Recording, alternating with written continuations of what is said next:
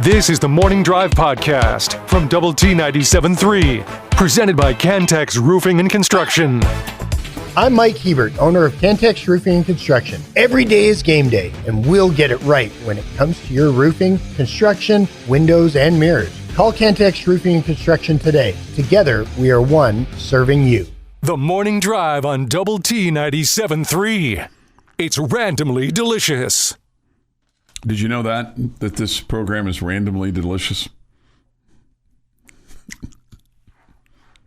Did you know that? Horse name? No, it's not a horse name. Okay. Not everything is a horse name. I mean, did you see the list? Apparently it is. Well, randomly delicious. Yeah, randomly delicious. Okay. Just randomly delicious. Okay, sure. There's some things here on the chat line that I don't know the answer to the question to. Okay. One of which is somebody says this. Good morning, guys. Awesome to hear Chris on the program this morning. Is Nyjah Canaday injured? Last year her fastball would come in 76 to 78. Yesterday 70. I have no idea. I mean, I don't know the answer to that. I would be completely speculating if I was saying what I think that they're doing. I mean, they utilized her a lot last year at a high level and a high leverage, and I think it bore out that in the game 3 of the championship series that she was out of gas, and I think they're doing things to mitigate that and maybe make sure that she is fresh for the postseason run. And maybe, hey, we don't need to throw at 76. 70 is fine. Your fastball is pretty good at 70. Yeah. And so maybe that's what it is. And you remember, everyone's trying. Everyone is trying hard. And I think everyone wants to be the one that got a bomb off of the best pitcher in the country. And we saw that last night a little bit. Yeah.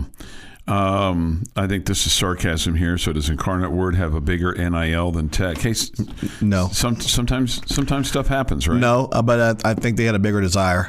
They started their Friday night guy. Yeah, he only went one inning, but this is a Southland team. They get a chance a couple or 3 times a year to play a Power 4 team. And they 2 weeks ago or a week ago, Tuesday, they went and got smoked by Texas. And, we're kind of a wounded animal right now.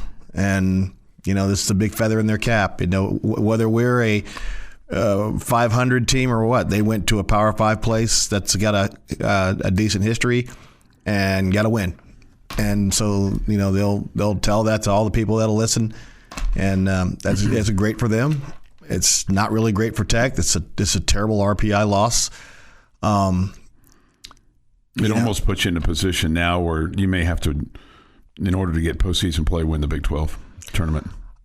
I think you're already there. I don't think that you're an at-large team at this point. Your RPI is in the high 90s.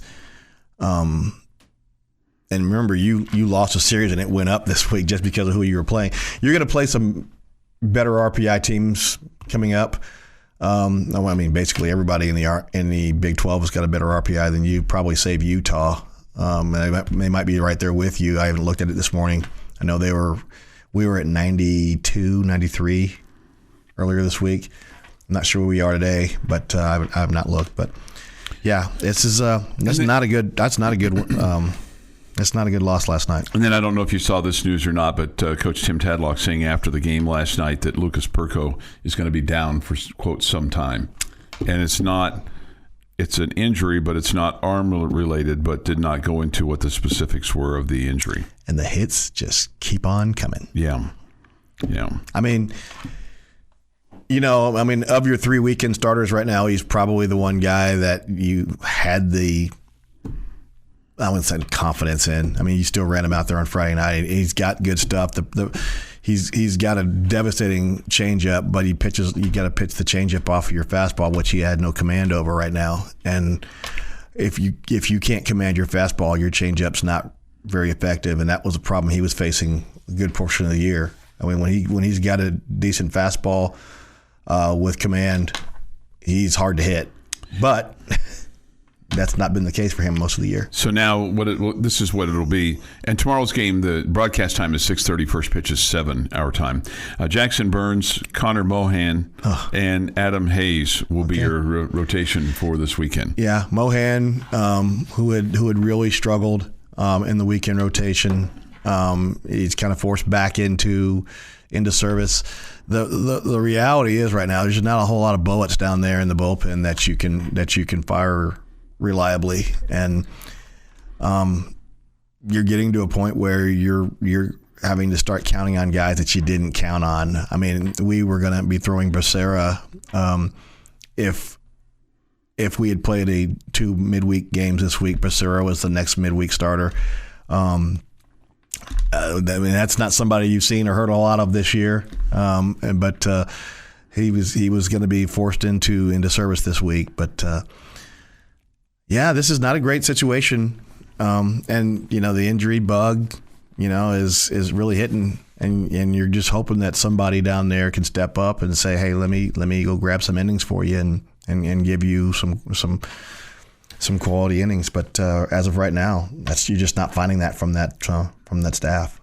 All right, 6:38 this morning here on the morning drive.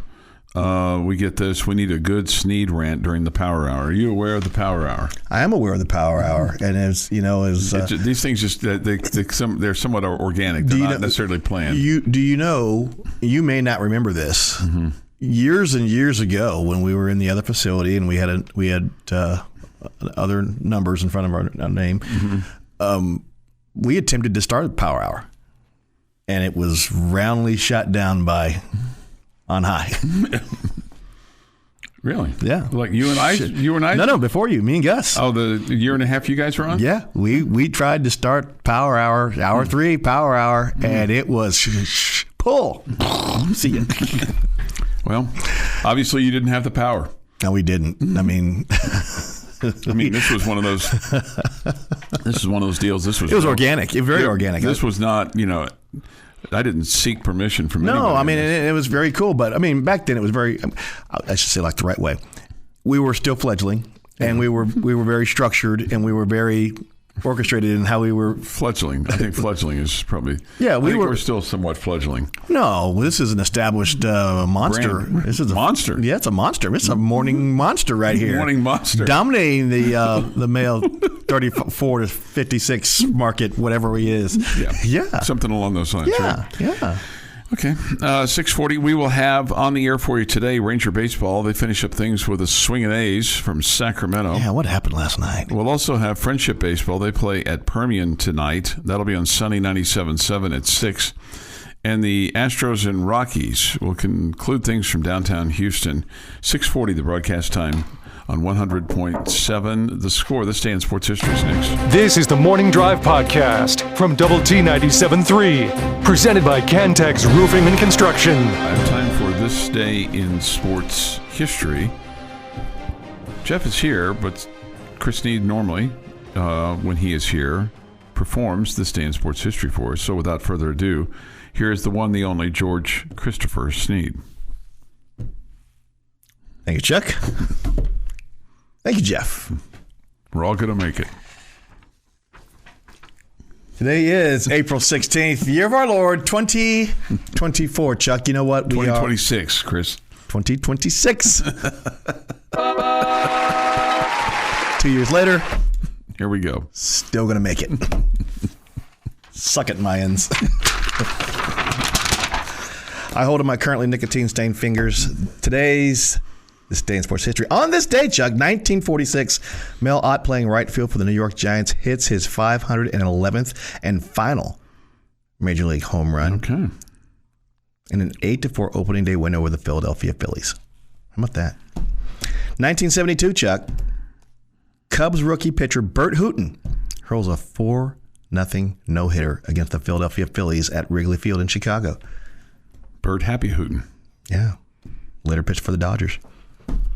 1987, Chuck, Michael Jordan becomes the second NBA player in history to score 3,000 points in a season. Wow. That guy might be good. 2021, Chuck, Number 8, Texas Tech baseball. God, remember those days when we were good. Number 8, we'll Texas be good again. We'll be good again. Will we? Yes.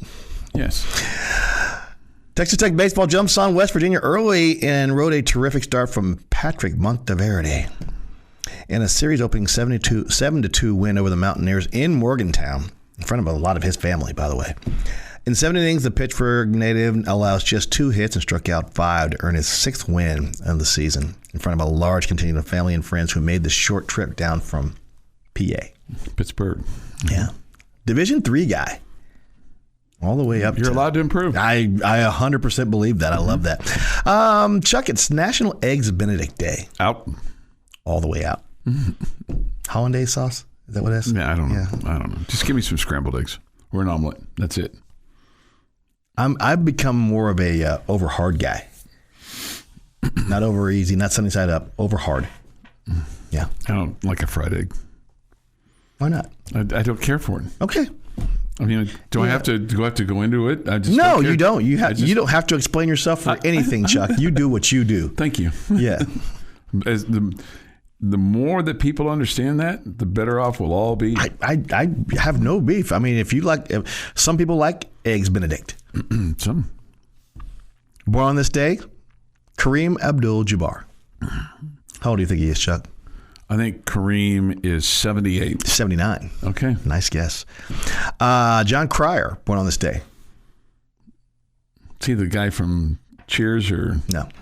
3 Men and a Baby. Close. 3 men. 2.5 men. 2.5 men. Yeah.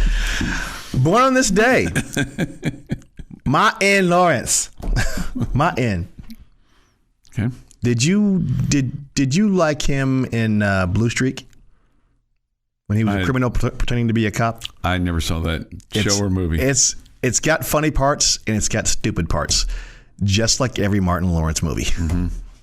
Bad Boys, completely and totally unbelievable, non-believable. I can believe Will Smith, can't believe Martin Lawrence in that same role. They have one great scene in that movie when the 15-year-old boy comes to pick up his daughter. That's a great scene. Google that scene. It's great. It's every black father meeting the guy that's coming to pick up his daughter at the door. It's that scene composed into that one scene. It's great. You like that too? Absolutely. But on this day, Bruce Bochy. Okay. Yeah. Did the Rangers force him out too soon? Or was it time? I think they waited a year too long. A year too long. Yeah. He should have stepped down after they won the World Series. Yep, sure did. That's what they brought him there for. And they accomplished I think it. They tried to run it back, and it wasn't going to run it back. They weren't able to run it back. But, born on this day, Bill Belichick. Okay. 74. Dead on this day? He's 74. 74. He seems older than that. Yeah, and his girlfriend seems younger than that. Yeah. Boy, that's awkward. It is. I mean, it's just... I mean, what is going on there? Well, I think we know. I mean... She's got a little something for everybody. I mean, she got a little something for him. He got a little something for her. And I think that they're not compatible. I mean, one is money related. But I mean... I don't want to... It's just awkward. It's just awkward. Stop being jealous and continue reading. I'm not jealous, but no. I mean, 2 words come to mind every time I see her. What? Gold digger. Okay, I was going to say freak show. 2 other words that come to mind. I just don't get it. Yeah. But I mean, you know what? I mean, I can't knock the guy. Don't get in the way of their joy, Chris. I'm not getting in the way of their joy. But here's the deal. What do I always say? It ain't bragging if you can do it. He doing it. You do you, Bill. Dead on this day, still dead. Carl Erskine. He's an American baseball pitcher. Yeah. Mm-hmm. Yeah. Major League All-Star, 1954, World Series, 1955, 2-time no-hitter. There's something else about Carl Erskine, too. He won the Buck O'Neil Lifetime Achievement Award. He's dead at 97. Okay. Yeah. And on this day, Chuck, a giant explosion occurs during the loading of fertilizer onto the freighter Grand Camp at a pier in Texas City on April 16th, 1947. Nearly 600 people lost their lives and thousands were injured. when the ship was literally blown to bits. By 9 a.m., flames had erupted from the hold, and within minutes, it exploded. The blast was heard over 150 miles away and was so powerful, the ship's 1.5-ton anchor was found 2 miles away. The force of the explosion lifted another ship right out of the water. People working on the docks were killed instantly. Yeah, it's terrible. Okay. And that, Chuck, is this day in sports history. All right, this day in sports history. 6:52 this morning here on the morning drive. Let's see here. This was not what I was thinking, but here is something interesting about Carl Erskine. Okay. On October 3rd, 1951, Carl Erskine was warming up in the bullpen. Okay. On the recommendation of the pitching coach, who thought he had better stuff. But for whatever reason, the manager of the team, when he made a change at pitcher, instead of bringing in Carl Erskine, he brought in Ralph Branca. Hit the shot heard around the world. He hit the shot that was heard around the world. Poor Ralph Branca. Well, it wasn't Ralph Branca that hit it. He gave up. No, he gave up the home run. Yeah, he gave up the home run to Bobby Thompson. Yeah, but, and I think you told me this, and I've heard the story also many times, that Ralph Branca, people always talk about him as the guy that gave up the shot. Mm-hmm. And he goes, I was the MVP. I won the Cy Young the next year. No, that was Ralph Terry. Ralph Terry? Yeah, Ralph Terry. Yeah, it was Ralph Terry. Not Ralph Branca. Not Ralph Branca. Wrong Ralph. Ralph Terry gave up the game-winning home run in the 1960 World Series. And then was the Cy Young. Then 2 years later was the World Series MVP. Yeah. And Ralph Branca was just Ralph Branca. Sorry about you, Ralph. That's all right. That's all right. But Willie Mays was on deck when Bobby Thompson hit the home run. I mean, yeah. The odds weren't really for you there, Ralph. We are not going to let the facts get in the way of a good story. The Morning Drive podcast from Double T 97.3 is presented by Cantex Roofing and Construction. I'm going to say something, and it might be on surface be deemed ridiculous. Okay, opinions of Chuck Heinz are not necessarily those of Jamie Lent, Jeff McGuire, or this station. Or Chris Snead. Or the lucky lady. Okay. She made that clear to me the other night. And all subsidiaries therein. And again, when I make this very trite, simple statement, okay, I want you to think deeper about it based on kind of how we feel about things right now. But we look like a football program right now.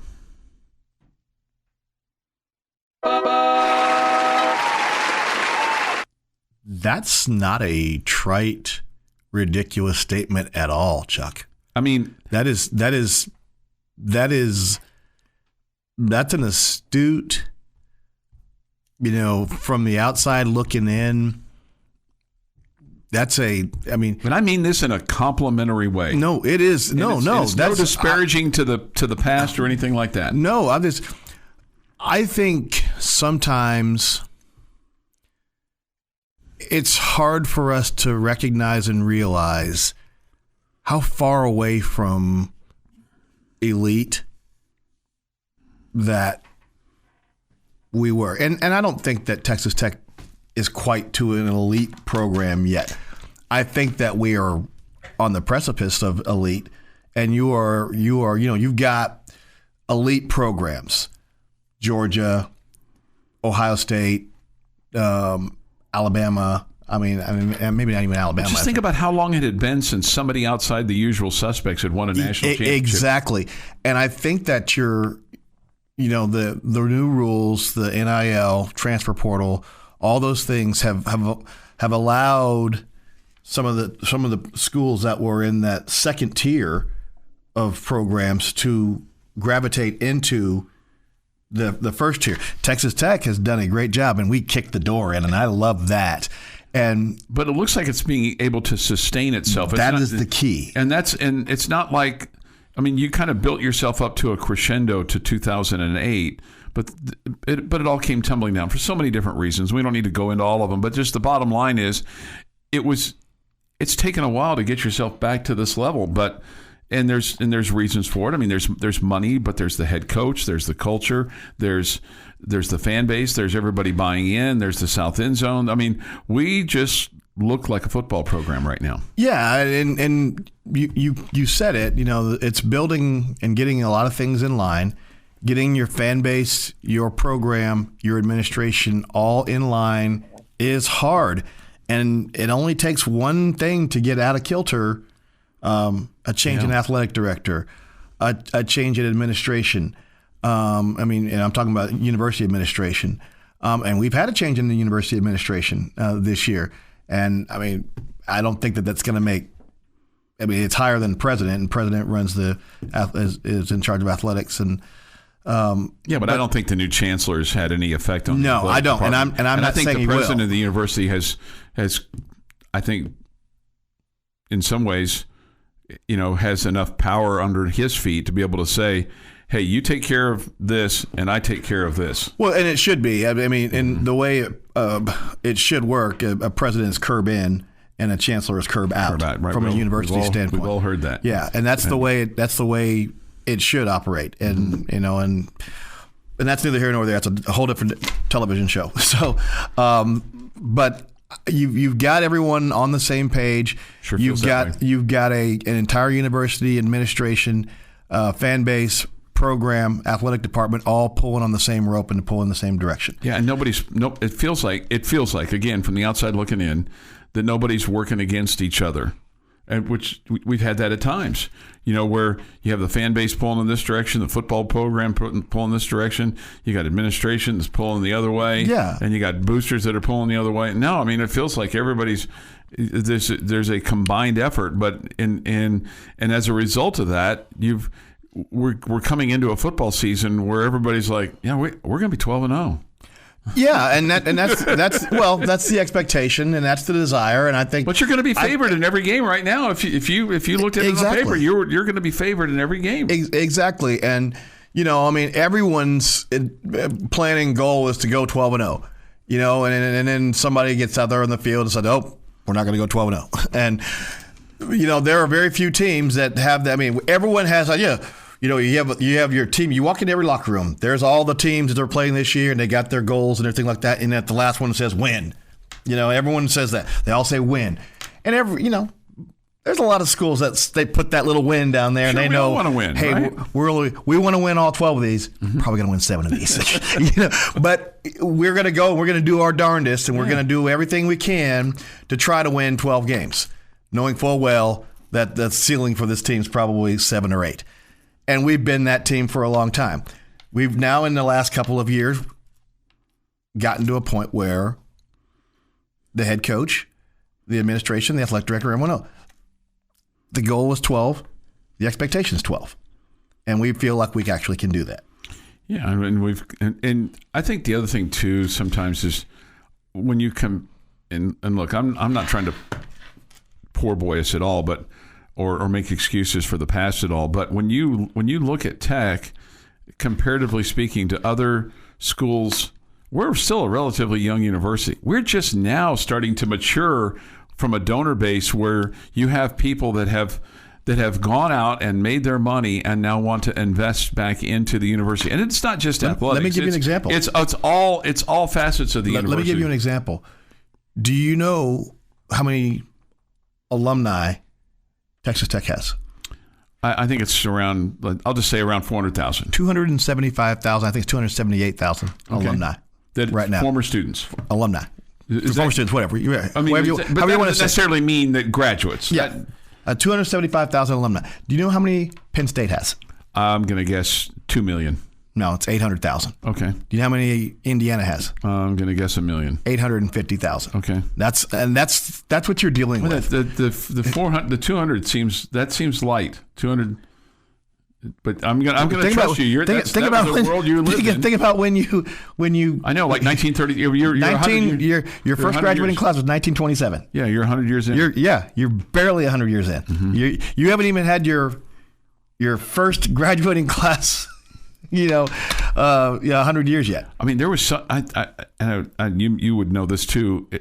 I think it's just been here in the last few years where the last surviving member of that class died. Yeah, very recently. Like when you compare this to the Alabamas of the world, or the Tennessees of the world, or I think Missouri's even been around forever and a day. I mean, we're talking about all these schools that were founded in the 1800s. Yeah, you were founded. You were founded in 1923. You opened classes in 1925. So I mean, your first graduating class was 1927. That's next year, guys. So you have to think about that when you think about your donor base and all the things that you've been trying to do. We are a very young university, comparatively speaking, to teams that you're competing against. The other side of that sword. Most of your alumni are still alive. Yeah. So, I mean, now, granted, they're starting to die. Your older alumni, you've got a lot of people that are 75 to 100 years old. Those are dying.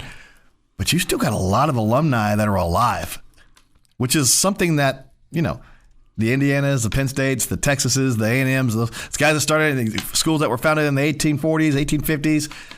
Yeah, guys they got a lot of living alumni, but, you've got the majority of your alumni are still alive.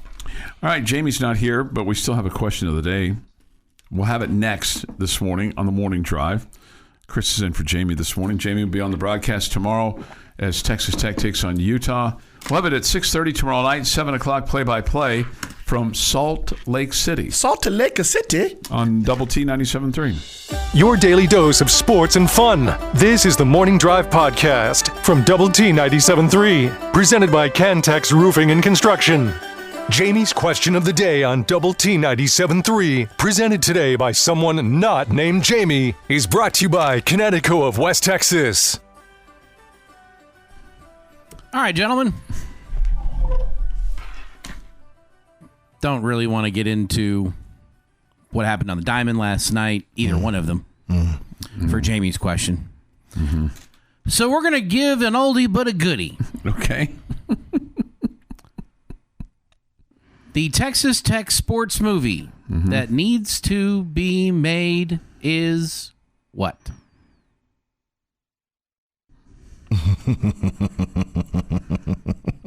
Is this a comedy? Or is this a action movie? Is this a docudrama? Is this a We're going to try this again. Horror movie? We're going to try this again. Okay. The Texas Tech sports movie that needs to be made is what? Okay. Chris, you want to? You go first. I'll go first. Jeff's had a longer time to think about this. Let's the Texas Tech sports movie that needs to be made. I think this is kind of 30 for 30-ish stuff is kind of how I look at this. I would like to know.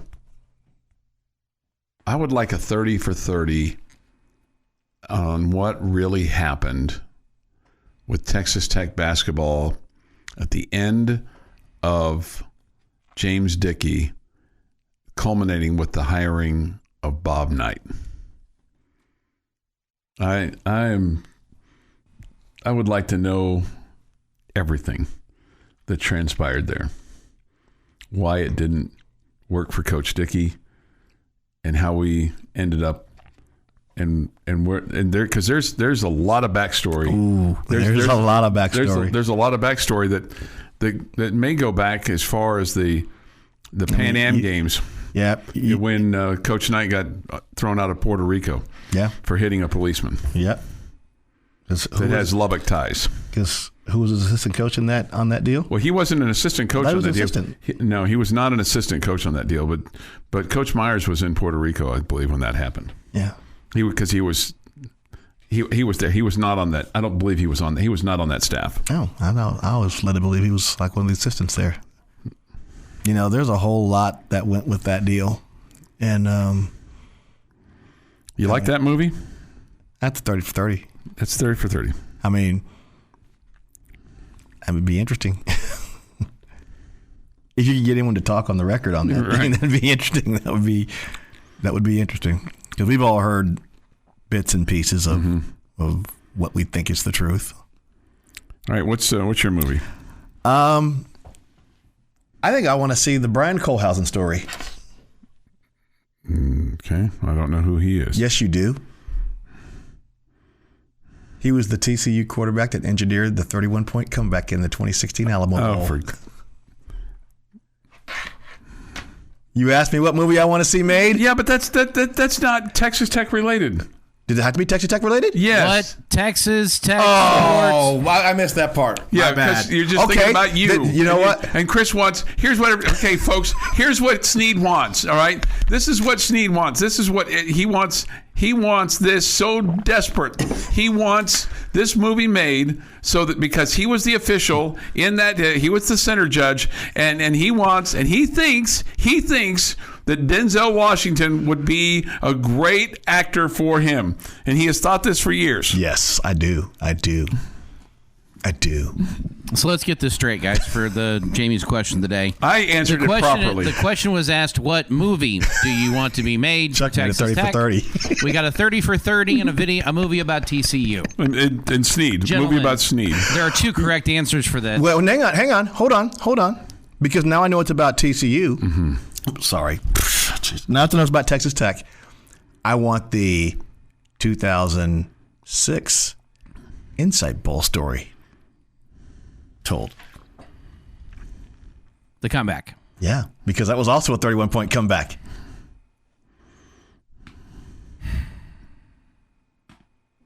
That's at least a Texas Tech movie. It's a Texas Tech movie. I mean, think of the intrigue there. You had a Antonio Huffman interception for a touchdown. You had a 50-plus yard field goal to send the game to OT. I mean that's full of intrigue.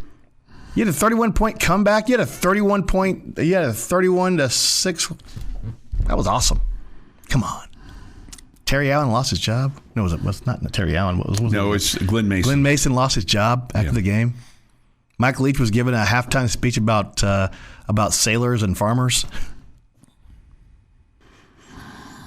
I got two answers. Okay. One of them is very quick.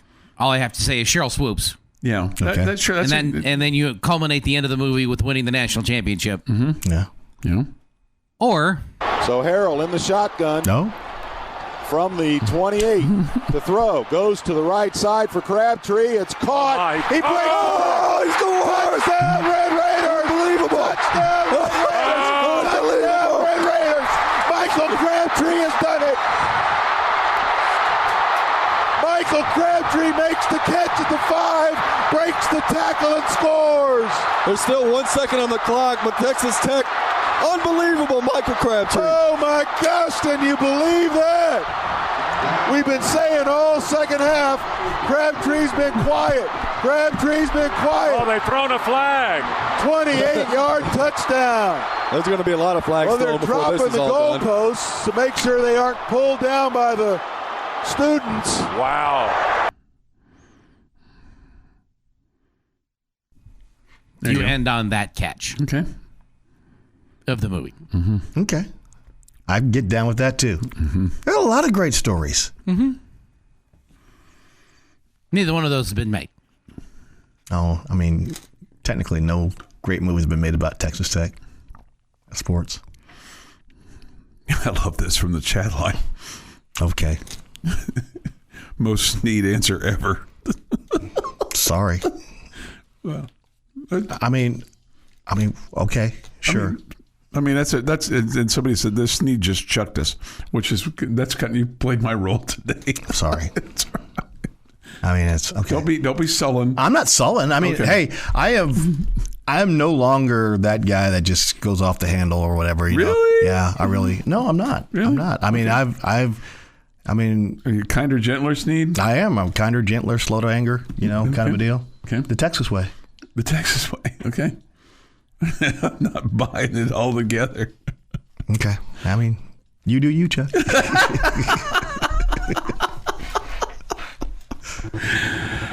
your daily dose of sports and fun. This is the Morning Drive Podcast from Double T 97.3, presented by Cantex Roofing and Construction. Double T 97.3 presents the Morning Drive Power Hour. The Power Hour is presented by Service Compression, committed to service, advanced technology, and field-proven compression expertise in the oil field. See them at servicecompression.com. 8:02 this morning here on the Morning Drive. Good morning. Chris is in for Jamie Lent this morning. Jamie will be he'll be back after he gets done with his trip to Utah and Salt Lake City, as the Red Raider baseball team will be there tomorrow, Saturday, and Sunday, and we'll have the games for you on Double T 97.3. Thanks for being with us today on Lubbock Sports Station, Double T 97.3. We come to you from the First United Bank studio. Thoughts, comments, Yates Flooring Center chat line, Visual Edge IT hotline is open, 806-771-0973. That music there for that intro kind of sounds a little bit like H.R. Puffin stuff. Remember that cartoon from back in the day? H.R. Puffin stuff. I hated that show. I did too. But it wasn't it a movie? Did it make a movie of that? No, I don't know. It was a children's program. No, that freaked me out. That show. Did it? Yeah, when I was a kid, as when the Phenoms were younger, and we were going to Bluey and Big Bird and all that kind of stuff. I remember going to Bluey and going, God, those actors up there, they either got to do a lot of drugs every night or really get hammered every night to be able to come out and just perform like that. Just from the standpoint that it's got to be just mind-numbing to be Bluey every night. Okay. It was just my thought one night when I was going, boy, oh boy. Somebody's got to do it. Somebody's got to do it. I mean, and they're actors, and they get to travel. They get to travel around, and be Bluey. And be Bluey, and then at some point in time, they realize, hey, you know what? I need a big boy job, and they go and I don't know, be a lawyer, a construction worker. You think someone goes from being Bluey to being a lawyer? Or a banker or something like that, or a radio talk show host or something along those lines. Okay. Or go out and sell widgets for a living. Sure. Could do that. Sure. Yeah, could do that. Sure. Be a trained monkey, can do anything, right? We had a question Jeff had the question of the day today, and he wanted to know a movie that should be made about Texas Tech. We're still gonna. No, I'm not banging on you. I think you're banging on me some more. No, I'm not. Don't be so sensitive over there. Yeah, okay. I'm not slow to anger. I think you've told us this. Yeah. I think you at the end of the last hour said you were going to try to light a match. No, I did not. I did not say that. I do not put. I just said this morning movie about the Morning Drive personalities. Title would be "The Lights Are On, but No One's Home." I think that's probably. There's some accuracy to that, some from day to day, from time to time. I don't think there's anything wrong with that. Yeah, it is what it is. Some shows are better than others. Not everything's a Monet. Yeah, you know what? Billy Joe Tolliver said it. Even Betty Crocker burned a few cakes. Sergeant K9 says this. There's a photo circulating the net right now about Minnie Mouse. Was an older balding gentleman in the suit smoking a cig. There you go. Thank you, Sergeant K9. Remember the K9 is not about dogs. Okay. Mm-hmm. Just keep that in mind. Okay. I mean, if I ever meet Sergeant K9, I am going to be the nicest guy ever. Yes, sir. Yeah. Nice to meet you. Nice to meet you, sir. Yeah. I emphasize the sir. I'm going to walk backwards when I'm walking away from you. Yeah. Although I don't think he'd shoot anybody in the back. Well, I don't, but unless they needed to be. Like, I love my granddaughter, Jolie Kate, but I don't turn my back on her either. Because she's got a little power to her. I mean, you never know. Right? No, I understand that. Right now the young phenom really doesn't know his strength, and I'm here to tell you, he's got some size to him now, and he can pack a punch. Yeah. or a hit, All right, here's a question that because you brought up the draft and the boom, boom, boom, which will be next week, and which at least, I mean, next Thursday for the first round, and they'll just do the first round, and then they do the subsequent rounds. Friday, I think it's just the second round, or they might get into a little bit of the third. For the most part, though, it's the second, and then the weekend it's third and beyond. So let's just say, because when you're bringing in guys from multiple different schools, you always want them to the school that they are at last always wants them to be like, hey, I want them to be this for life. Okay, fill in the blank school. So will you be Billy Bitter if David Bailey, when he's introduced as a National Football League player, and he says, David Bailey, edge rusher, defensive end, whatever they call him, Stanford. Will you be upset by that? Yeah, and I will be upset because he didn't play at Stanford his last year. Okay. Will it endear you more to him if he says David Bailey, Texas Tech? Yes. Okay. Same thing with now Jacob Rodriguez. He played more time here than he did at Virginia, so that should be a moot point. Yeah, I mean, because as far as I'm concerned, the reason why David Bailey is who he is because of what he did at Texas Tech, and on the stage he was provided at Texas Tech. Mm-hmm.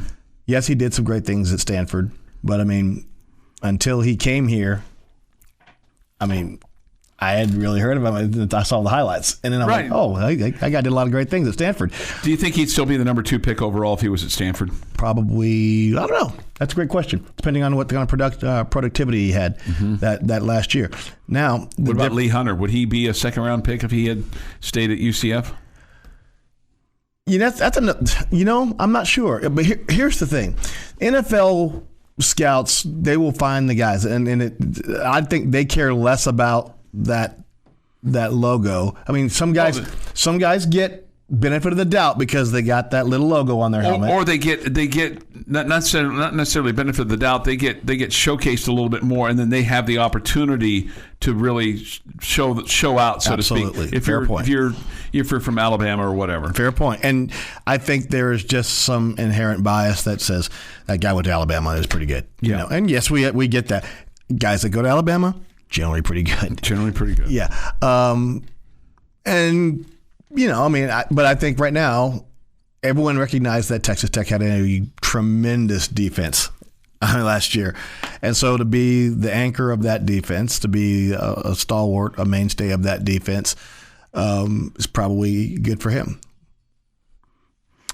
Somebody says this: Friday is second and third round plus the comp picks that follow the third round. Okay, Saturday is 4 through 7. Okay, thank you.